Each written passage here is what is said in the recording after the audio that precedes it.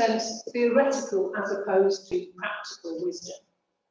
Sophia is preoccupied with what is universal and unchanging, whereas phronesis, practical wisdom, involves the changing world of contingents and is concerned with practical reasoning about particulars, the end of which is action. In other words, what people should do. So phronesis yields decisions which embody a correct prescription or right reason for acting in a given set of circumstances. So that's phronesis, practical wisdom, which I guess many of you will have already heard of. Just emphasising, of course, that virtue is responsive to reason. But the other thing that's key, of course, with Aristotle is the doctrine of the golden mean. So the idea that the virtuous agent's response avoids extremes of excess or deficiency, referred to as the golden mean. Hence, the virtue of courage is the mean between cowardice and foolhardiness. Now, the function of phronesis is to determine this mean by means of reasoning and experience. So the briefest definition of phronesis would thus be excellence in ethical deliberation about the mean. What is this medial response? One thing that's important to say here is that the goodness of fit between the golden mean and individual virtues may vary. It does work well for courage, but perhaps not so well for other virtues. And of course, Aristotle's list of virtues doesn't necessarily cohere with those virtues that people might value today. So that's another thing to bear in mind. So in this paper, I'm going to talk about how an Aristotelian approach to educating virtues, first of all, acknowledges the multi-componential nature of virtues. Virtues are made up of cognitive, affective, behavioural, and cognitive elements. That's something Aristotle was clear on. It also foregrounds the value of the wisdom of the many through empirical data, through collecting what people say, and the wisdom of the wise, so conceptual theorising. And also, because of Aristotle's approach, it highlights the need for a discriminating approach to the education of virtues. So people should discern when virtues are appropriate and fitting, and perhaps also the degree to which they should be expressed. So this reasonable reasoning about virtue. So this worked example. The key thing to say here, of course, is that Aristotle didn't himself consider gratitude to be a virtue of the paragons of virtue he mentioned, the megon cycle. However, it's possible to apply Aristotle's approach to emotions and to enduring dispositions, like virtues. So from 2012 to 2015, when I was a research fellow at the Jubilee Centre for Character and Virtues at the University of Birmingham, I stayed there till 2018, before I moved, as Martin said, to the University of Northampton. But for those first 3 years I was there, I worked on the Attitude for Gratitude project with Blair Morgan and Christian Christensen.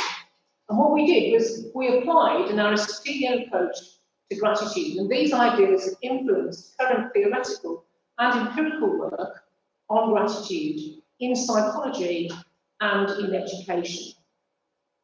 So this is the research project, the Attitude for Gratitude project. You can download this from the Jubilee Centre website if you're interested in it. As you can see, I'm not going to read out all of those questions, but the questions that we were set to answer were quite general about what gratitude is, what value British people place on it, etc. But for our present purposes, the conceptual question of what gratitude is the one that I'm going to expand right now. So that project briefly featured on the local BBC News as well, early on in the project's life in 2013. So we did get our little 15 minutes of fame, as Andy Warhol once said. So gratitude involves these multi-componential evaluations. So it's made up of cognitive, affective, behavioural and cognitive components. Now, the cognitive components are those conditions that we might place on when we think gratitude is or isn't appropriate. Now, of course, classically, philosophers would talk in terms of necessary and sufficient conditions. But do what philosophers say about these necessary and sufficient conditions cohere with what ordinary people say when they use gratitude as a term? So this is where we start to take on board the wisdom of the many by doing empirical research to see how this coheres with the philosopher's necessary and sufficient conditions. And the other thing that's important in this worked example is that gratitude needs to be discriminating. So when is gratitude appropriate? Is it appropriate if somebody did something to put you in their debt? Should you be grateful? This is an educational question.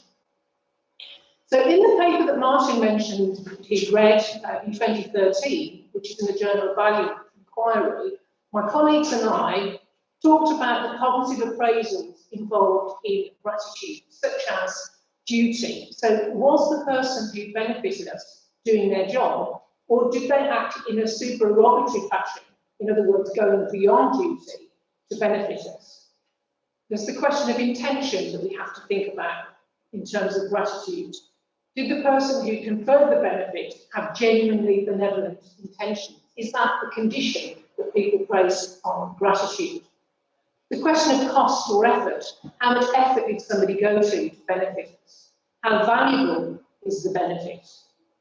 And was the benefit realised? In English, we have this expression, it's the thought that counts. Is it? Or does the benefit actually have to materialise? So all of these things may affect our appraisals of gratitude. And they act as a kind of an aperture. So some people may have a small aperture. I'm using a photographic metaphor here, the aperture of the camera, where they place lots of conditions on gratitude. But some people may have a more open aperture. So, for example, the moral philosopher Robert Roberts in 2004 said that gratitude has to go beyond duty, whereas Terry McConnell, in his famous monograph on gratitude, said that people are grateful even when other people are just doing their job. They're not going beyond duty. So there are different views on that question. Does gratitude have to have benevolent intentions? Most people think so, but Patrick Berlin Fitzgerald actually had a rather different view that even people can be grateful for things which might even have a malicious intention. That's a special case. I'll come back to that. Well, thank you for anticipating that. Various psychologists have talked about the cost of benefactor, the value of the benefit, whether it's real or achieved. So all of these things underlie our gratitude appraisals. So the question is, these conditions, are they debatable? Well, I think I'm about to show you that they are, in fact. I'm also about to suggest that we can subject them to some degree of empirical testing. Some of those conditions that I talked about, there might be developmental differences there. So young children, of course, might not understand all of these elements of gratitude. And of course, there could be cultural differences as well. So in our research, we created, Blair Morgan is the lead author of this paper, a multi-component gratitude measure. It's the only measure of gratitude that doesn't just rely on people reporting feelings of gratitude. So what we try to do in our first part is actually tap individuals' different conceptual understanding of gratitude. And that's quite unique in the field. I'll show you what that questionnaire looks like. We do have an emotion component where people are asked about their grateful feeling, and they answer that on a scale.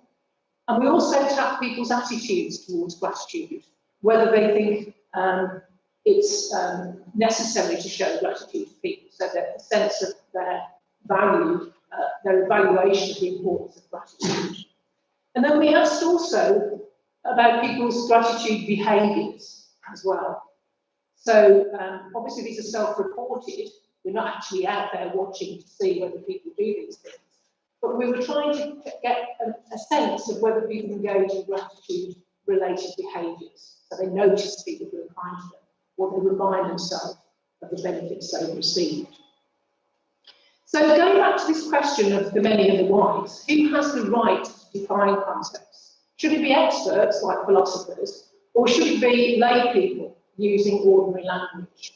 So in that Attitude for Gratitude project, we foregrounded the importance of assessing lay understanding of gratitude, ordinary people, empirical work, and we used three methodologies: a prototype analysis of gratitude, which I will describe, a vignette questionnaire for people at 11 years and upwards to tap their conceptual understanding of gratitude, operationalising those different conditions that people might place on gratitude, and then gratitude stories for children aged 8 to 11 years, which replicated some of the themes in the vignette questionnaire within a story format.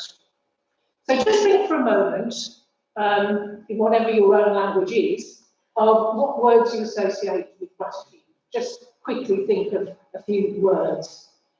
So in the prototype analysis approach, this enables us to get an understanding of the key features that lay people think a given concept is made up of. So in the first stage of a prototype analysis, you ask participants what features they associate with a given concept. Obviously, in that case, we're talking about gratitude. These figures are from a recent study that we did in Australia, replicating the prototype analysis that we did in 2014, and that replicates an earlier prototype analysis of gratitude from 2009. So the references are there.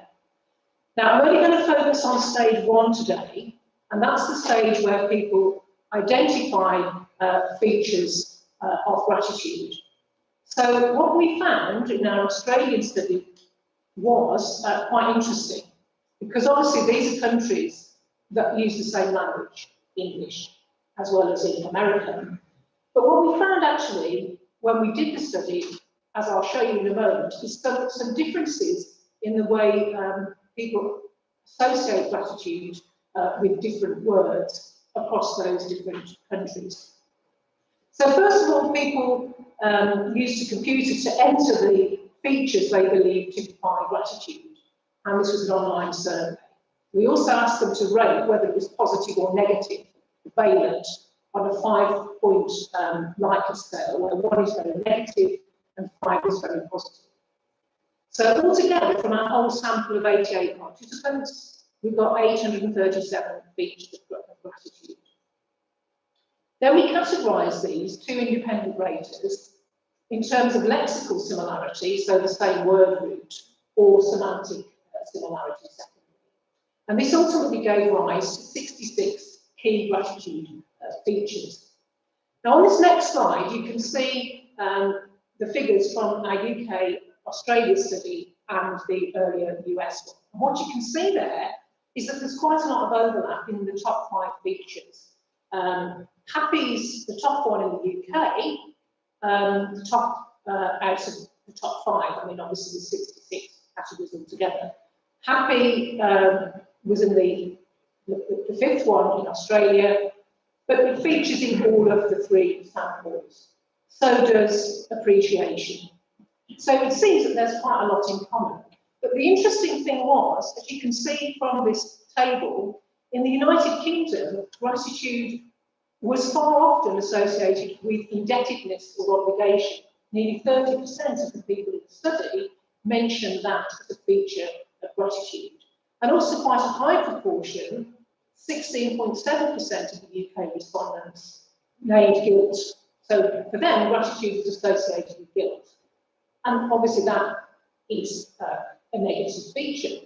So what you can see here is that the UK respondents were more likely to mention negative features of gratitude than were the Australian and American counterparts. So this suggests that gratitude has a kind of a common core, but that there might be some cultural differences in understanding gratitude.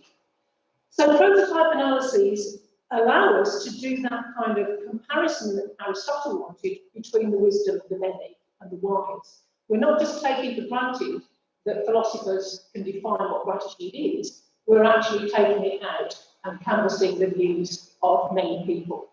This also allows us to look at cross-cultural differences in concepts, and also allows us to challenge the view that's quite widespread that gratitude might only have positive associations. So the second thing, the vignette questionnaire tests conditions placed on gratitude. So we're looking then at operationalising that question of whether people had a benevolent motive when they gave you a gift, how much effort they expended, whether the benefit is realised, the value of the benefit to the beneficiary. So rather than just take the philosopher's words for it, what we're doing is testing the wisdom of the wise here by asking the many, by actually doing a questionnaire. So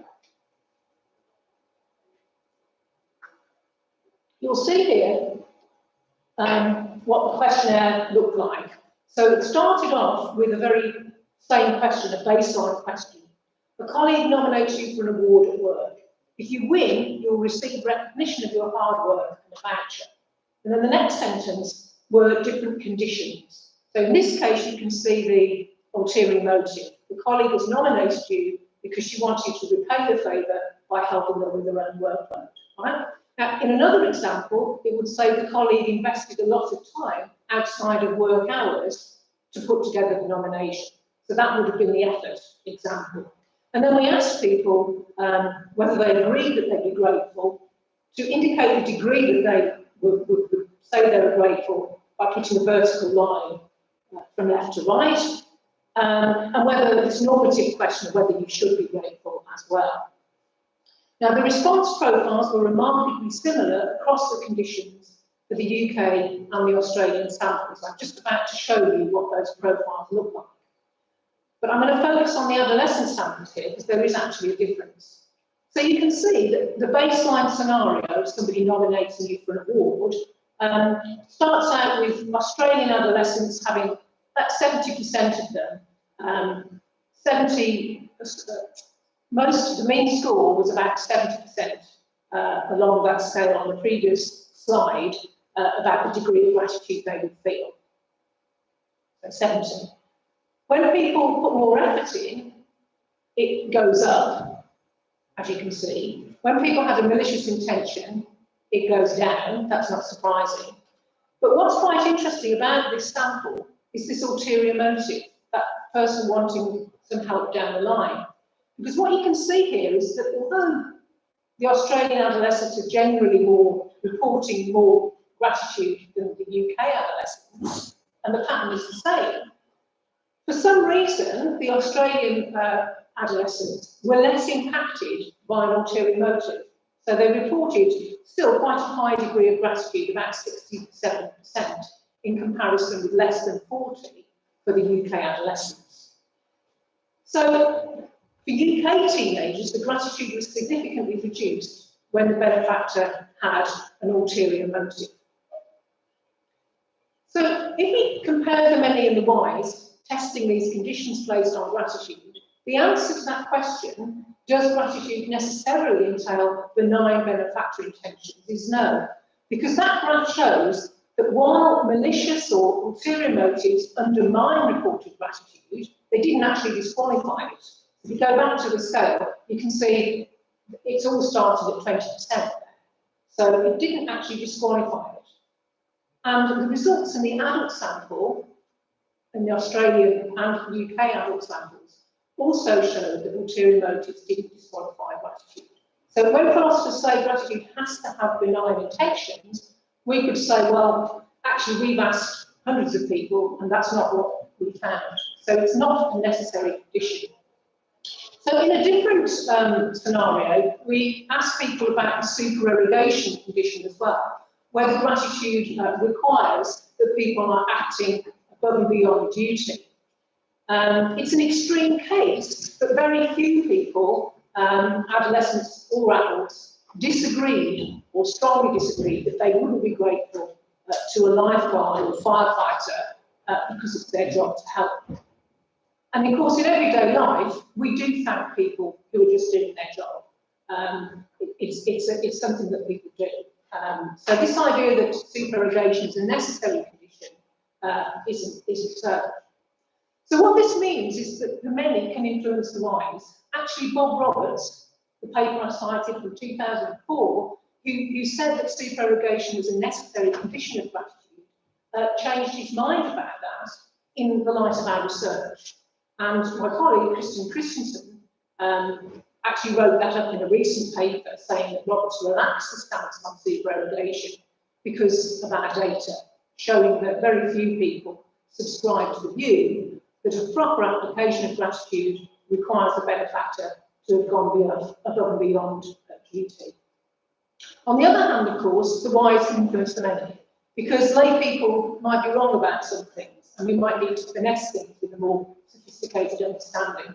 Certainly in English, a lot of people get mixed up between the concepts of guilt and shame, or envy and jealousy.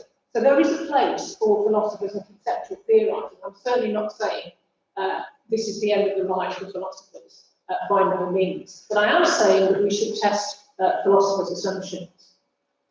So for young people, we used a gratitude story workbook, where the answers in the story workbook constituted our data. So we had a mixture of Likert scale responses, where you have 1, 2, 3, 4, 5, yes, no questions, and open-ended responses as well. Now, 2 of the stories that I wrote featured nominations, so they covered similar content to that nomination vignette, allowing some kind of comparison to be made developmentally. And similar to the vignettes, we found that ulterior motives didn't disqualify gratitude. And we also found that young people don't place the supererogation condition on gratitude. Obviously, we didn't use the word supererogation, we didn't even use the word duty. What we did was have a similar scenario, but with a rescue, and asked the young people whether they thought the person in the story would be grateful to someone who was doing their job. So if you just focus on the top one there, the ulterior motives, these are the data from our cross-cultural study in Australia. And you can see that 29% of the UK children aged 8 to 11 and 52% of the Australian sample thought that a boy called Robbie would be grateful for a nomination that was motivated by someone who wanted to copy his answers in a spelling test. So that's quite interesting because, again, we see a pattern with the Australian children being less impacted. These are younger children, though, but they're less impacted by the ulterior motive. Do they see it as a quid pro quo, or do they actually understand that something is going on here? That some people might reduce the amount of gratitude they feel. So we asked children for their reasons for thinking that the child would be grateful or not. And 70% of the UK respondents gave answers which showed that they understood that there was this ulterior motive.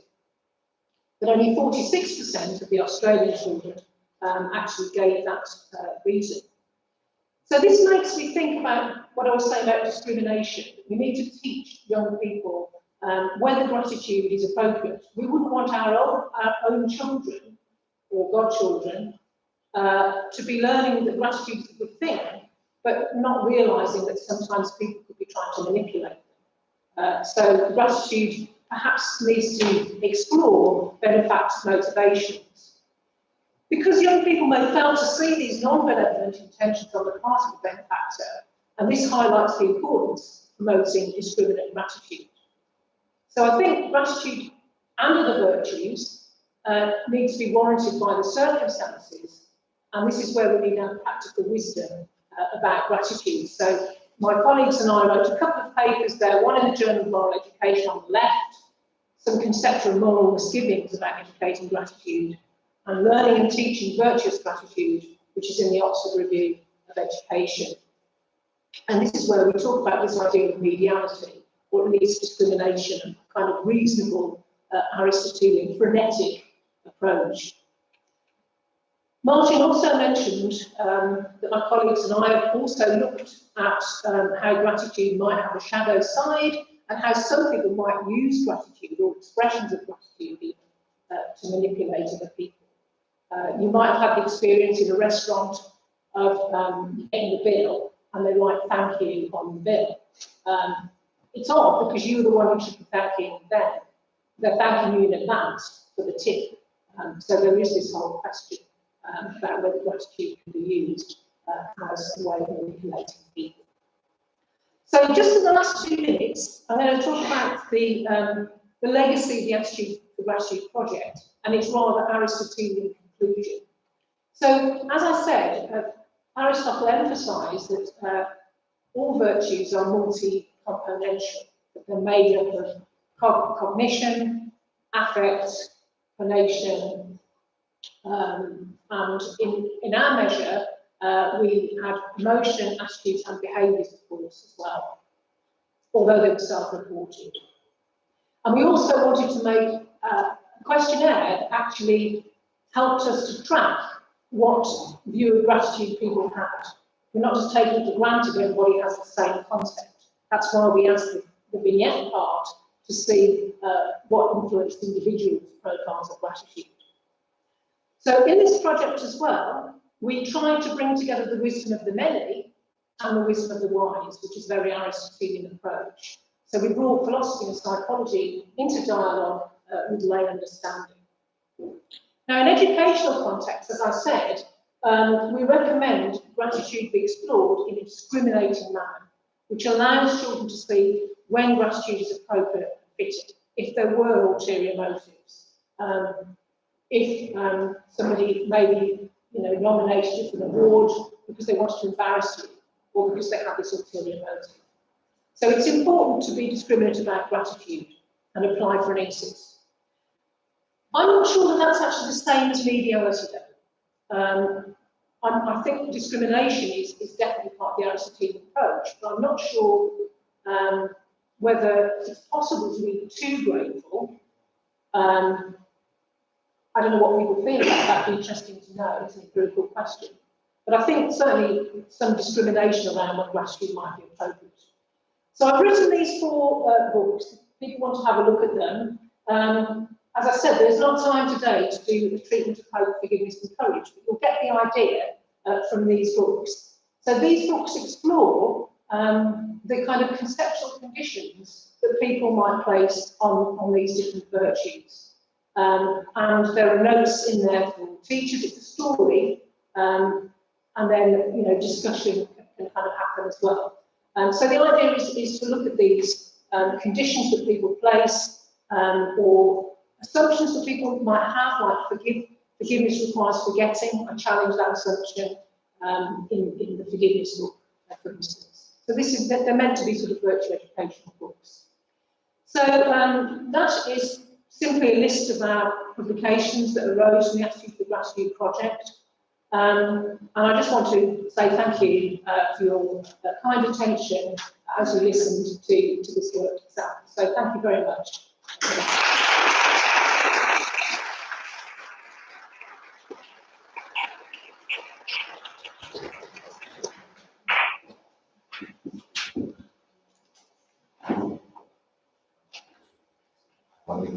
I won't have to say wow, as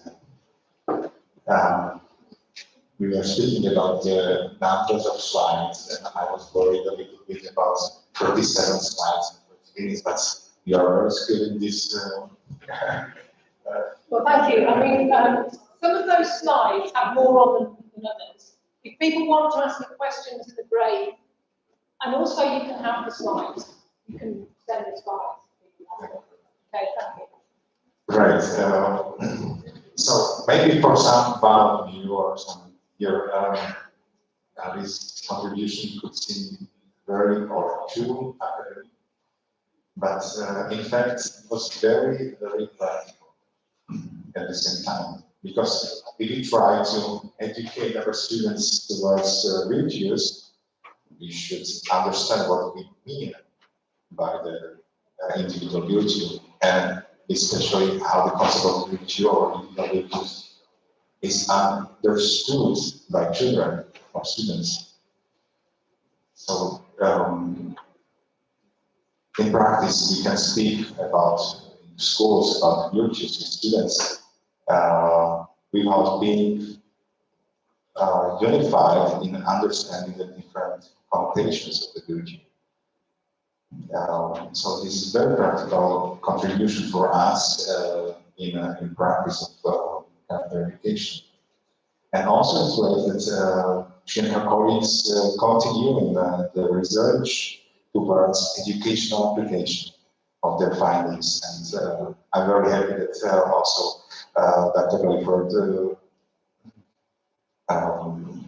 introduced the books for children, because now we can see that she can bridge the academic and practical approaches. Right, thank you very much. Thank you very much. Now it's 10:20. Yeah, we are fine in time. We have time for a coffee break. And please come in. Yes, the coffee break was planned for 15 minutes. Let's a little bit shorter to 12 or something like that during the time. And after this coffee break, there will be two another plenary lectures, and after these lectures, there will be common panel discussion for presenting all four authors and for your questions. Thank you very much.